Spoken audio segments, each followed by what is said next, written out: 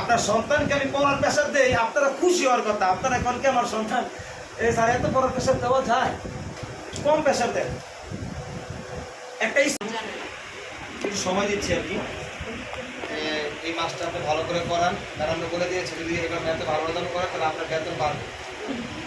আর যদি রেজাল্ট খারাপ করে ম্যাডাম তাহলে সম্পর্ক নষ্ট হবে।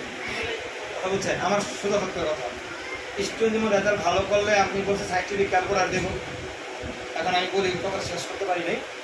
যদি রেজাল্ট ভালো করে সাইন্টিফিক ক্যালকুলেটর দেবো, আর যারা অল বিষয়ে পাস করবে তাদের জন্য ভালো গিফট থাকবে।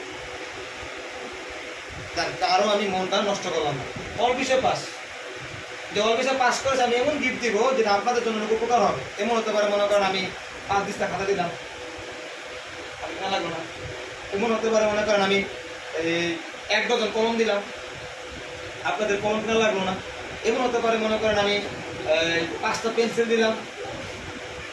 মানে আমি আমার পক্ষ থেকে টার্গেট রেখেছি এবার হাফ ইয়ারলি পরীক্ষায় প্রায় 5,000 টাকা পুরস্কার দিব, শুধুমাত্র ওদের ভালো রেজাল্ট করার জন্য।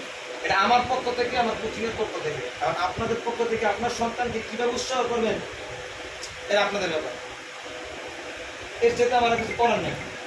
আমি রেজাল্ট ভালো করার জন্য, হ্যাঁ আমি এটাও বলি, আমার রেজাল্ট কোচিংয়ে ভালো হলে আমি আমার স্টুডেন্টদেরকে এটাও বলেছি মাত্র 1500 টাকায় কক্সবাজার নিয়ে যাবো।